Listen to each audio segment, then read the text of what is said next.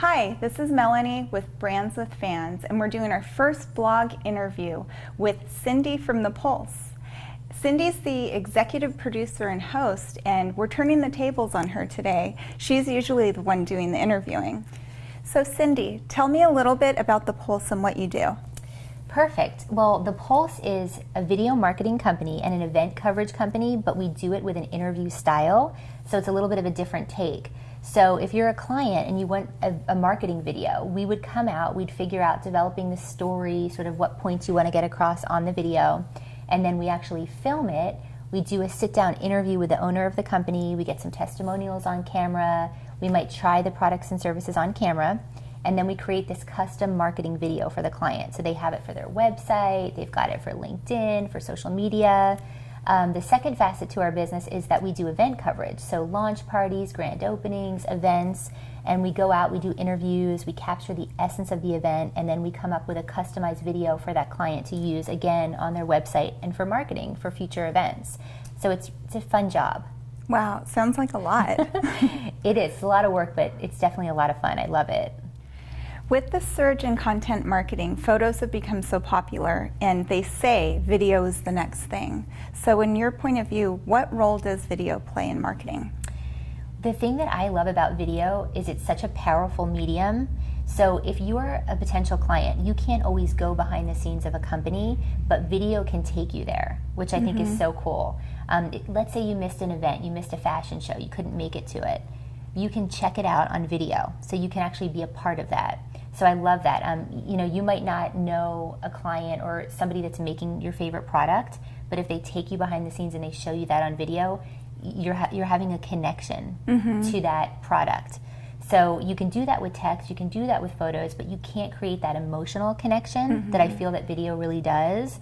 And I think the best way to do that for a company is to go behind the scenes, show that part of your company, engage with your client. You can connect with that audience 365 days a year, which is pretty powerful. So in a sense, content is normally kind of flat, but a brand can bring their audience with them to these experiences through video and help them experience the same thing that they are on a day-to-day basis, or even in a big event that they can't be at. When it comes to restaurants, atmosphere is so important.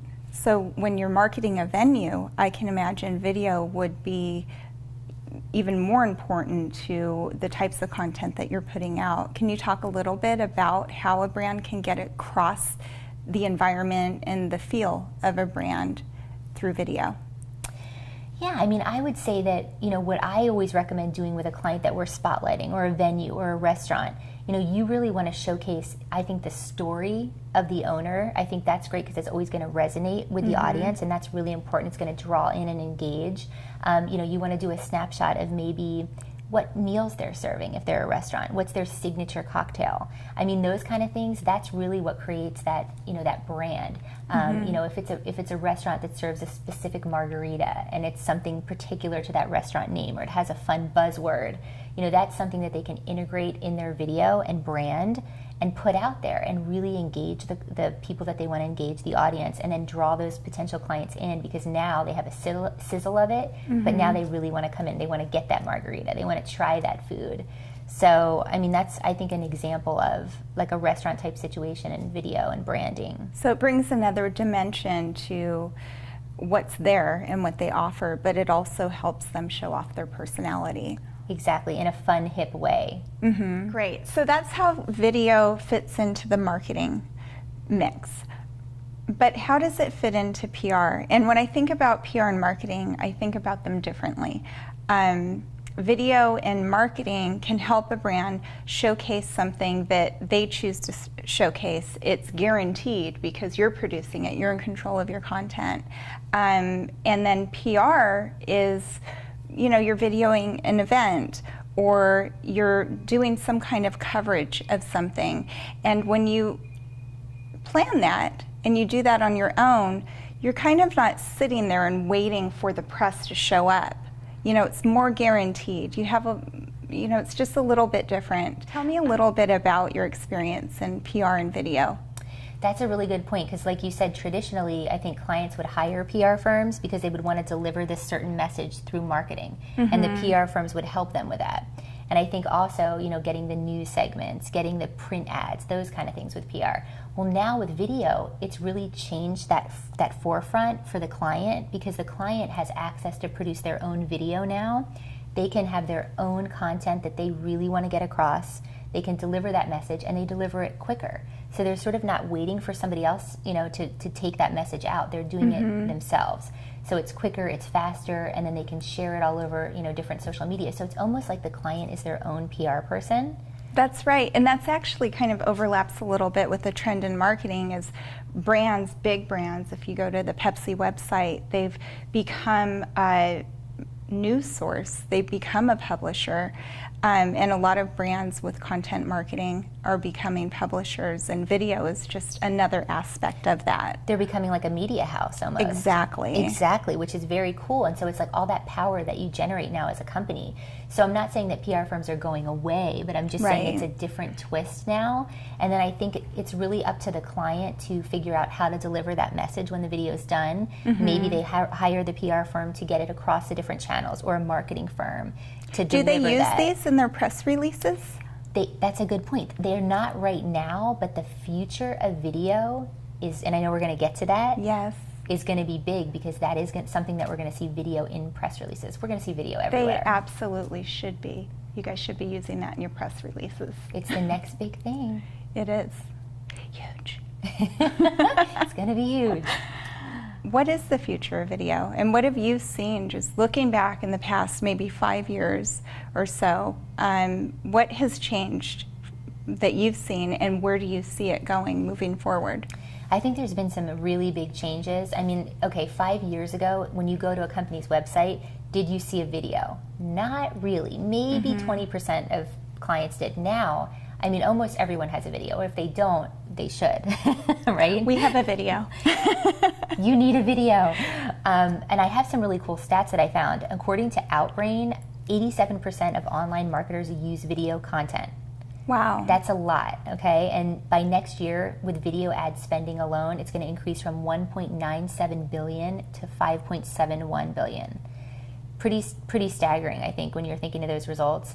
Another thing that I've seen, especially in the last 5 years, is the cost of video production. So about 5 years ago, a 30-second commercial video would cost you maybe $4 or $5 grand. Now, oh my isn't goodness. that a lot? That's a lot. That's insane. I know. So the production with technology now, it's come down, and it's more affordable for companies to have video, which is a really good thing, because a lot of companies can take advantage of it.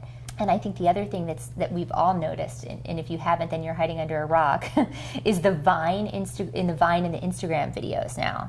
Yes. That you can do. I'm an expert at that. Just want to throw that out there. Well, not really, but I can do that. I can't do the video you do. Whiz, though, right? That's Right. the thing.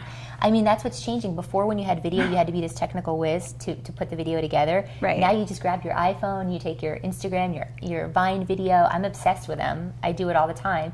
So it's a way for companies to get a little bit of that video marketing. Like, if they're a startup company and they don't have a budget right away for a video, they can still use that to target a certain audience. Well, video production can be intimidating. I mean, a Vine video is easy. You have a few seconds, it kind of makes you do exactly what it wants you to do, and oh my gosh, you have a cool looping video. It's more like an animated GIF at the end of the day. And it's but fun. You can say you made a video.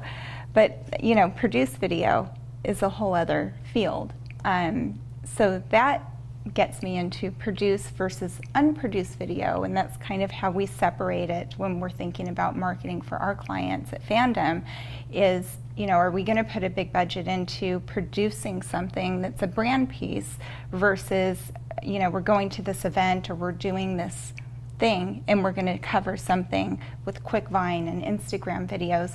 What do you see as the benefit and difference as one versus the other? That's a good question. I mean, I think that there's a place for the Vine and the Instagram for marketing, and I think if you're not using it, you're missing the boat, because I feel like it's a really good place for, if you're a boutique owner, you're a restaurant like we were talking about, how great is it for you to showcase something with your brand and get those potential clients? And if you have a good following, it's amazing. So I think there's a time and a place for it. I would say on your company front page of the website, you probably don't want an iPhone video. You don't want to send out that with a newsletter or something, for marketing purposes, because you want to put your best foot forward when it comes to video, just like the way you would carry yourself, when you dress or you go to an event. I think it's part of understanding what the audience's intent is and the attention span that you're capturing from them. Do you agree? So if someone's on your website, you have their full attention.